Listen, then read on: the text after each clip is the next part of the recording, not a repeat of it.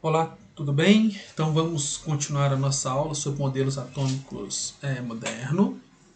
O tópico da nossa aula de hoje é o átomo de hidrogênio segundo o modelo de Schrödinger. Antes de mais nada, gostaria de informá-los que esse material é de uso exclusivo para ensino. Não há nenhum tipo de objetivo lucrativo em cima disso, de monetização. Inclusive o material que é postado no Facebook, no YouTube, desculpa, o objetivo é apenas uma plataforma para vocês poderem acessar o conteúdo. Os vídeos não são listados, eles são apenas vistos por aqueles que eu compartilho o link. Estas são as referências bibliográficas que vocês podem usar e que nós usamos para confeccionar os slides. Damos todos os direitos, né, e os créditos aí aos coautores e os autores dos livros. E esse material, de maneira alguma, ele pode ser redistribuído e repassado por vocês. O objetivo nosso é apenas seguirmos dentro da Universidade Federal do Espírito Santo com o modelo EARTE de ensino durante esse período excepcional. Então, dito isso, vamos prosseguir. Nós já vimos, então, a evolução dos modelos, a gente discutiu isso nas aulas anteriores, por exemplo, né? Nós já vimos, por exemplo, nós saímos do modelo de Dalton, que era o modelo esférico, onde no século XIX estabeleceu-se a massa atômica, que foi uma importante descoberta, né? Esse protocolo de medida da massa atômica, ou seja, da massa dos elementos, dos átomos, né? A massa dos átomos dos elementos. Um século após, nós tivemos o modelo de Thomson, que é o modelo de Podin de Passas. Em seguida, o modelo nuclear, que é o modelo de Rutherford, onde nós temos um núcleo maciço, com os elétrons orbitando em volta. A carga do núcleo é igual à carga dos elétrons. O núcleo é positivo, os elétrons negativos, e nós temos o modelo de Bohr, o modelo de esferas. E eu comentei com vocês, né, sobre o princípio, sobre a dualidade ou da matéria, que é descrito quantitativamente por esta importante equação, que é a equação de de Broglie, de um físico ganhador do prêmio Nobel francês. Essa equação diz que o comprimento de onda de um corpo ele é igual a constante de Planck dividido pela massa desse corpo vezes a sua velocidade. Então essa é a principal, na minha visão e na visão de alguns outros, equação da atualidade. Aí eu vou explicar o porquê. E é aí que entra o modelo de Schrödinger. Bom, Erwin Schrödinger ganhou o Prêmio Nobel de Física em 1983. Ele propôs a equação básica da mecânica quântica. Essa é uma equação diferencial. Bom, essa equação ela está aqui descrita. Eu vou explicar o que é cada coisa. A gente resume também em palavras. Isso se chama Hψ, que é igual a Epsi, onde H é uma coisa chamada de operador, tipo uma derivada, por exemplo, que vocês aprenderam em cálculo. Não precisa se ater em termos de cobrança no que se refere a esta equação. Então, este H contém informação sobre o objeto que se quer descrever. No caso, nós queremos descrever por exemplo, um átomo, né, com um elétron, onde nós teremos aqui essa parte como sendo a energia cinética do comportamento daquele elétron, seu movimento no espaço, mais um potencial, que é esse V, que geralmente vai ser um potencial coulombico de atração entre o elétron, que nós estamos querendo descrever e modelar, e o núcleo. Por que o elétron é importante para a gente? Como veremos, porque é por meio dos elétrons de valência que formam-se as ligações químicas. A gente quer descrever o comportamento eletrônico. Esse é o principal objetivo da química moderna, descrever o comportamento eletrônico. Então nós temos uma energia cinética e uma energia potencial, bem análogo à energia que vocês veem lá na cinética, na cinemática lá da física, onde a energia total é igual à energia cinética mais a energia potencial. É bem análogo.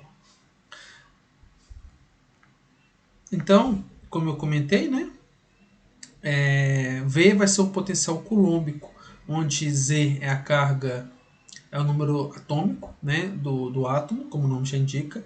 E é a carga efetiva do elétron ao quadrado, e epsilon é a constante permissividade no vácuo, e R é a distância entre o elétron e o núcleo.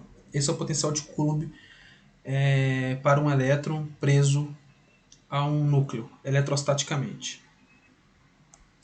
Bom, então nós já vimos o que se trata esse H, né? E vamos entender agora do que se trata esse psi e esse E. Esse psi, na verdade, são funções, chamadas de funções de onda. Um outro nome para esse psi são autofunções ou autovetores.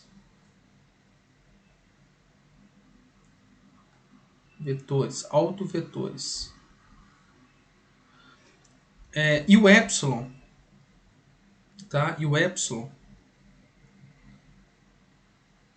a gente vai interpretar como sendo a energia. E é chamado de, por exemplo, de alto valor. Por exemplo, de alto valor.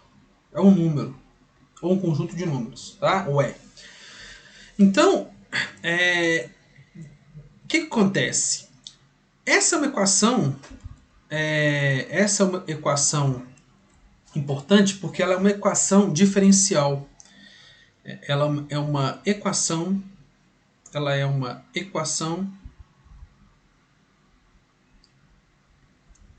diferencial.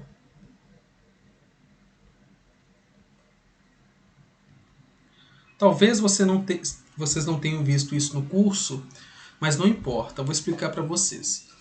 A equação diferencial ela é importante porque são um conjunto de equações que descrevem e modelam o comportamento dinâmico dos objetos. Então, por exemplo, a própria equação de Newton, a força igual a massa vezes a aceleração, ela pode ser descrita ou modelada ou abordada de modo como uma equação diferencial. Então, no fundo, é uma equação diferencial. E elas descrevem o comportamento. Uma equação diferencial ela é resolvida por meio de integrações. Elas são compostas, como o nome já indica, diferencial por derivadas. E a sua solução é por meio de integrais, mas não é trivial. É uma linha de pesquisa em aberto. Não existe solução, às vezes, analítica exata. Tem-se que recorrer a métodos numéricos. E é aí que entra os computadores. E é aí que surge o campo chamado de química teórica, que, por sua vez, é o campo de pesquisa que eu tenho interesse e trabalho com ele. Em resolver a equação de Schrödinger para modelar o comportamento eletrônico por meio de métodos aproximados e computacionais. Bom, mas o que é uma equação diferencial? Quando vocês veem lá uma equação de segundo grau, por exemplo, uma equação de primeiro grau, você resolve essas equações encontrando o zero dela. Então, uma equação de segundo grau vai ter dois pontos, né, que vão cortar, que vai passar pelo eixo, né, 2 pontos dessa equação de segundo grau que vão passar pelo eixo x. Esses são zeros dessa função, né? Então, a gente resolve uma equação de segundo grau ou de primeiro grau por meio de números, né? Números que vão dar o zero dessa função. Uma equação diferencial, a solução dela é uma outra função. Então, essa que é a diferença. Uma função polinomial tem como solução ou raízes números, ao passo que uma equação diferencial tem como solução um conjunto de outras funções. Pode ser uma função ou várias, como nós veremos. Isso não será cobrado. Isso não será abordado. Desculpem pelo celular aí escutando o que eu estou falando com vocês. Isso não será cobrado de vocês, ok? Isso não será cobrado de vocês. Eu estou falando só para contextualizar, ok? Então, uma equação diferencial apresenta como soluções. Equação diferencial tem como solução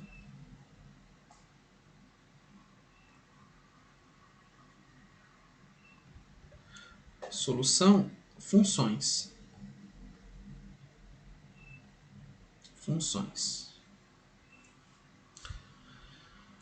Então, o que seria essa função de onda? Psi é a função de onda que traz toda a informação sobre um determinado sistema eletrônico. As funções de onda, que são soluções do átomo de hidrogênio, esta equação diferencial, que é a equação de Schrödinger, ela tem solução somente para o átomo de hidrogênio, o átomo mais simples que nós conhecemos. Com o átomo de hidrogênio, ele apresenta um núcleo e um elétron em torno desse núcleo. Então essa equação só tem solução para o átomo de hidrogênio. E essa função de onda também são chamadas de orbitais, em inspiração à ideia de órbitas. Cada função de onda, né, aqui nós temos um índice n, que significa os números quânticos, como nós veremos, os números.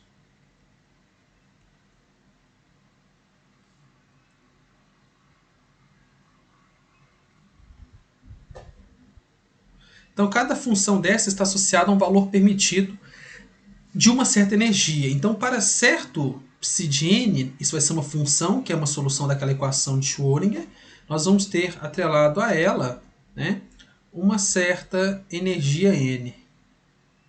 Então, nós temos uma função, e essa função resulta numa certa energia. E temos uma energia e temos uma certa função. Então, é uma função mesmo, como uma exponencial que vocês veem lá no cálculo, né? Geralmente é uma solução de uma exponencial. Esse psi geralmente é uma exponencial. Ele não apresenta significado físico. Somente isso, na época, né, meados do século passado, abriu uma longa discussão a respeito da interpretação da mecânica quântica e chegou-se a uma conclusão que uma das interpretações interessantes é que o valor de psi ele só tem significado físico, né, quando elevado ao quadrado, que significa a densidade de probabilidade de encontrar um elétron numa certa região do espaço. A equação de Schrödinger, vocês vão ver que há várias formas de pronunciar, ainda mais no Brasil, esse nome, né? Mas eu acredito que o mais fiel ao alemão Schrödinger era austríaco, ao alemão e ao inglês é o Schrödinger. Então a equação define exatamente a energia, contudo o princípio da incerteza diz que há uma imprecisão na posição.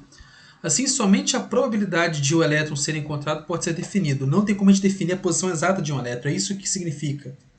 Essa região de maior probabilidade para uma determinada energia é o orbital. Então, para encontrar as funções de onda e os níveis de energia de um elétron em um átomo de hidrogênio, como nós podemos ver neste esqueminha aqui, é necessário resolvermos a equação aproximadamente. Para o átomo de hidrogênio, há a solução exata. É uma matemática muito bonita.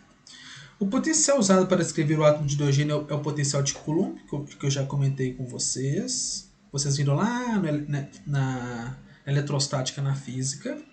E quando a gente resolve a equação de Schrödinger, que é essa equação aqui, que tem uma parte cinética, como eu já expliquei, e uma parte potencial, multiplicado e operado e aplicado em cima de uma função, isso vai dar uma energia, que é um valor, e uma outra é a mesma função. Isso é chamado de um problema de alto valor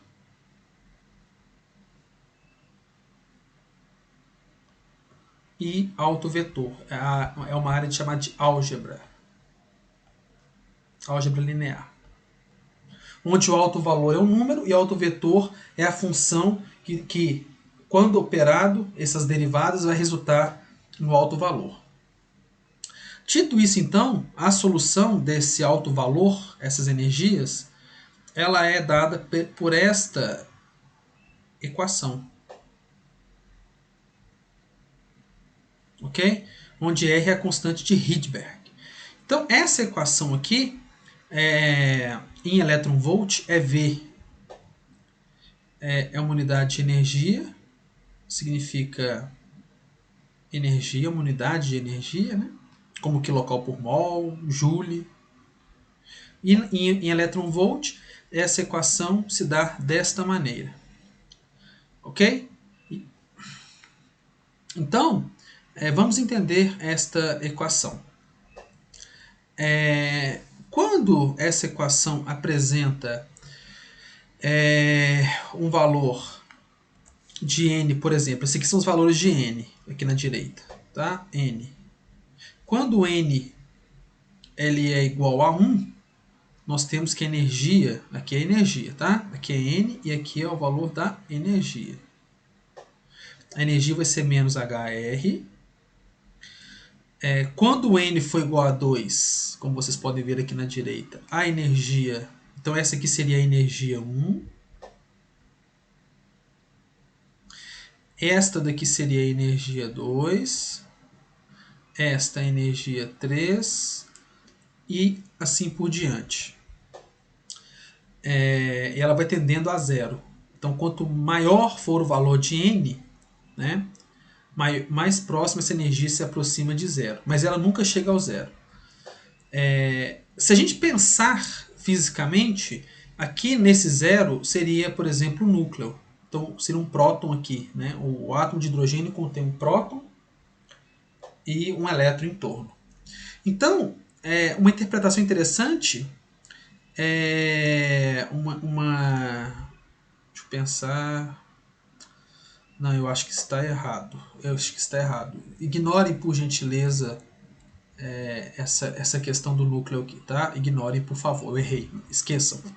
Então, a interpretação vai ser daqui a pouco outra. Esqueçam, ignorem o que eu falei. Então, nós temos os níveis de energia para E igual a 1, E igual a 2 e E igual a 3. E assim por diante. Na medida que esse E vai ficando maior, a energia vai tendendo a ficar a zero.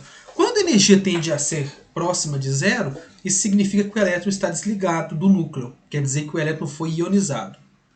Essa aqui é uma interpretação mais apropriada. Ok?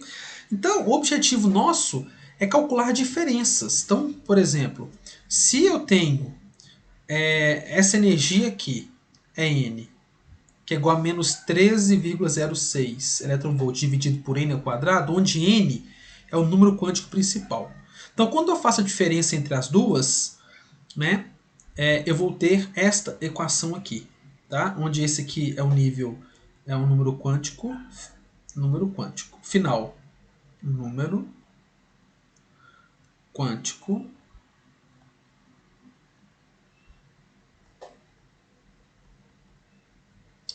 do estado final.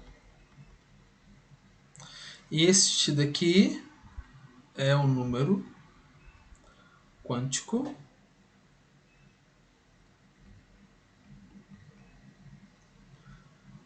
do estado eletrônico inicial. E este ENF menos ENI dá o delta E.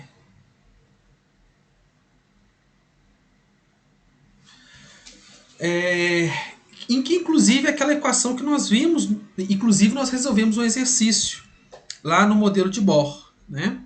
Então, delta E está também relacionado, por exemplo, com HF. Delta E vai ser igual, então, a 13,6 elétron-volt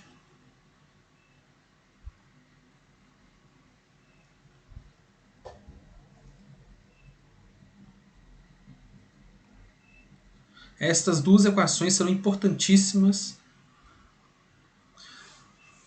para o nosso curso daqui para frente. Então, olha que interessante. Sabendo essa energia por esse modelo, por essa teoria, pela mecânica quântica, né? Pela mecânica quântica, nós sabemos essa equação, que vem da mecânica quântica.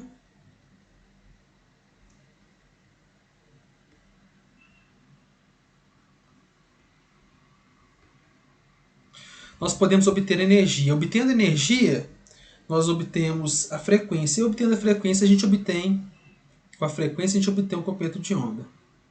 Ok? Na verdade, Ni aqui, ó, esse Ni é igual à frequência que nós já discutimos. frequência de uma onda. Então, nós temos esse cenário. Vamos ver aqui um exemplo. Calcule a diferença de energia de uma transição eletrônica onde nós temos o NI igual a 1 indo a NF igual a 3, que é o final. Então nós vamos ter esta energia aqui, né? Essa energia. Nós vamos substituir então o valor de NI igual a 1 neste valor aqui, ficando desta forma. O 3 aqui que vocês estão vendo, que é o final, nós teremos aqui, colocaremos aqui. Isso vai dar, pegando uma carona com aquela relação que nós temos, que é a equação de Planck, ou energia de Planck. Ou seja, a diferença de energia entre o estado 3 e o estado 1 é igual a HNI. Fazendo as contas, a energia ela é igual a 12,09 eletronvolt. Ok? Com isso, a gente consegue obter a frequência, né, que aqui é a frequência, sabendo a constante de Planck, que é uma constante, como o nome já diz. A constante de Planck, um ponto importante, é que se nós estamos trabalhando com eletronvolt, ela deve ser representada e você deve pegar na tabela ou no formulário que vai estar disponível para vocês, já está na plataforma, o formulário, a tabela periódica.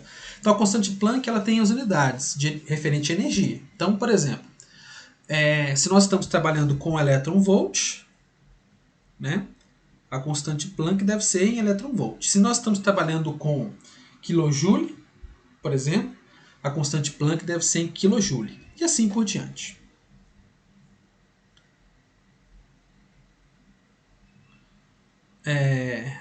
Esse é um exercício muito interessante. Qual é a energia necessária para se ionizar um elétron em N igual a 1?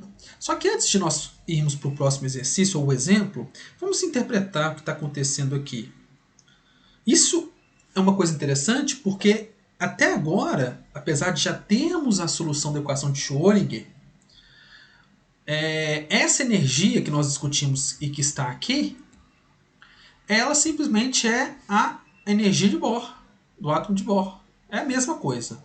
A única diferença, e a principal, é que a energia, além de termos a energia na mecânica quântica, ou seja, como solução da equação de Schrödinger, além de termos a energia que coincide de um modo muito bonito com a equação da energia de Bohr, que ele propôs na época, no início do século XX, o interessante é que com a mecânica quântica, que está relacionada com a equação de Schrödinger, uma equação diferencial, por isso que é o nome de mecânica quântica, temos uma equação dinâmica.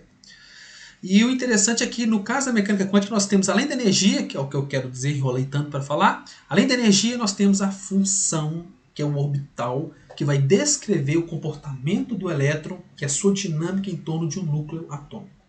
Por isso que é chamado de mecânica quântica. A teoria quântica ela é antiga, isso é um ponto importante, exatamente pelo fato de que ela não contempla a dinâmica dos corpos usando o conceito de quantização. Ela só nos dá o valor da energia, a ideia de quantização, claro que foi importante, né?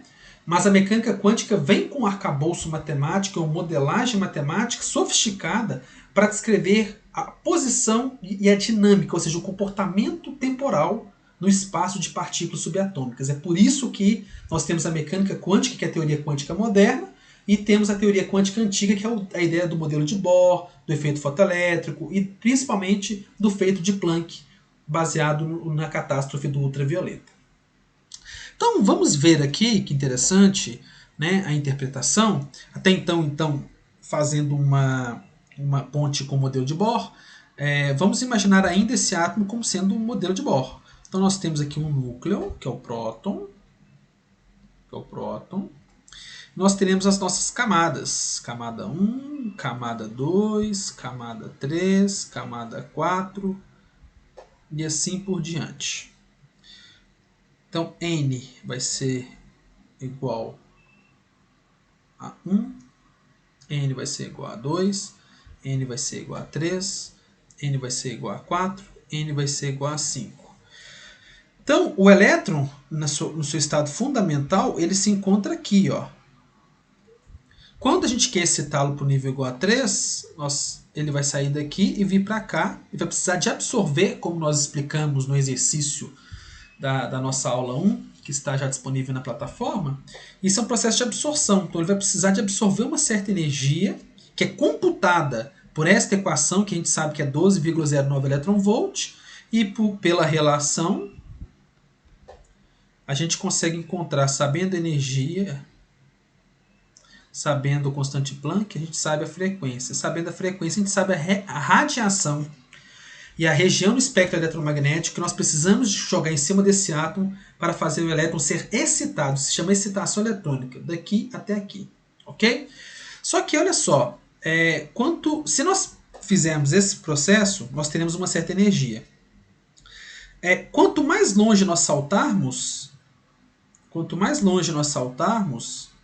mais energia vai ser necessária para fazer essa subida. E à medida que sobe, ele depois, num certo momento, ele desce, que leva frações e frações e frações de segundos. É um processo dinâmico. E quando ele volta, é um processo de emissão que ele emite radiação. A mesma radiação que foi usada para fazer com que o elétron saia do nível 1 e vai até o nível 5, quando voltar, vai ser a mesma radiação que vai voltar e vai ser emitida. Então, o processo de emissão absorve a radiação incidente que deve ser jogada para fazer a transição eletrônica. Ele fica um tempo lá e ele emite depois. E essa mesma radiação no mesmo comprimento de onda, e logo, se a gente tem um comprimento de onda, a gente tem a frequência, a gente tem a energia. Ok? Então, lembrando que nós temos pacotes de energias associado a uma certa frequência. Essa é a ideia da quantização e do quanta do pacote de onda, ou pacote de energia, desculpa, que está relacionado o fato de onda, que está relacionado, isso está relacionado com o fato de que a radiação eletromagnética ela tem pacotes de energia. Ok? Então, isso é que é a quantização. Né? Para você fazer o elétron sair daqui e ir até lá, você tem que fornecer aquele comprimento de onda específico, que tem aquela energia específica, para fazer o elétron transitar. Assim que ele transita, ele volta espontaneamente para o seu estado fundamental, emitindo a mesma quantidade de energia, na forma de radiação, claro. Ou seja, a radiação está relacionada com a energia, e a energia está relacionada com a radiação por esta equação, como nós vimos, a equação de Planck. Bom, só que agora a pergunta que faz e se eu pegar esse elétron aqui e jogá-lo, né, e jogar esse elétron para o infinito, onde o último nível quântico vai ser igual a infinito, que é o tópico do próximo exercício. Né? Esse infinito seria o quê? Seria, na verdade, uma ionização. Então nós podemos estimar a energia, calcular exatamente, para o átomo de hidrogênio, a energia de ionização. Né? Então como é que seria a energia de ionização? O que seria esse fenômeno de ionização de um átomo de hidrogênio? Se nós tivermos então aqui, falando em termos químicos, um átomo de hidrogênio aqui, né, com um elétron, como é que seria essa ionização? Né? Seria uma reação química, onde nós teremos o H+, que é um próton, que a gente conhece que ele está presente na água, por exemplo. Né? Vamos supor que seja gasoso, não meio aquoso. Mais um elétron, também gasoso, na fase gás. Por exemplo, no vácuo. Né? Então esse seria um processo de ionização. A gente quer calcular essa energia. Então como é que a gente faz isso? A gente modela esse problema da seguinte maneira. O ponto inicial é o nível quântico igual a 1. Lembrando que o nível quântico igual a 1 é o que está mais próximo do núcleo atômico, no caso o átomo de hidrogênio, o próton. Na medida que eu vou me afastando, essa interação entre o elétron, que vai estar, por exemplo, aqui, e o próton vai ficando mais fraca. Por quê? A energia potencial ela é inversamente proporcional à distância. Então, quanto maior for a distância, mais desligado vai estar do núcleo. Né? E quanto mais próximo estiver no núcleo, mais ligado ou mais interagente estará com ele, o elétron. Então, e o N final é igual a infinito. O que seria esse infinito, numericamente? né? Então a gente coloca esse infinito na expressão, que nós já vimos, né? O inicial é igual a 1, aqui nós teríamos o infinito ao quadrado. Mas o que seria esse infinito? É muito simples. Esse infinito, 1 dividido por infinito ao quadrado, a gente pode pôr um número muito grande. Por exemplo, 10 elevado a 23, né? Isso ao quadrado. Isso daria um número muito pequeno, e isso seria o quê? Próximo de zero. Né? Seria 0,0000. Logo, a gente pode descartar esse valor aqui e calcular o ΔE, que vai ser igual à energia da órbita. Então, a energia, por exemplo, da órbita 1, ela é igual a menos 13,6 elétron-volt. Olha para vocês verem, tá? Negativo significa que está ligado. O negativo sempre vai significar que está ligado. Isso é um ponto importante no nosso curso. Devido à atração eletronúcleo pela definição do potencial de Coulomb, todo o processo de atração entre uma carga positiva e uma carga negativa, ou seja, cargas opostas, esse valor numérico sempre será negativo, quer dizer que está interagindo. Se for positivo, quer dizer que está desligado. Está longe um do outro, eles não estão vendo um ao outro, interagindo um com o outro. Então, essa energia 1 da camada 1, né? Ou seja, se nós tivéssemos um próton aqui, esse N1 seria aqui, ó. Ok? N igual a 1, N igual a 2 e assim por diante. Então, o N1 estaria aqui próximo. Esse valor de energia aqui, ó, seria a energia do nível 1. Que ele é, como está ligado, está próximo do núcleo, é menos 13. Só que como a gente quer pegar esse elétron que vai estar aqui e levá-lo para o infinito, né? Ou seja, o número quântico, N é o número quântico principal, para o infinito,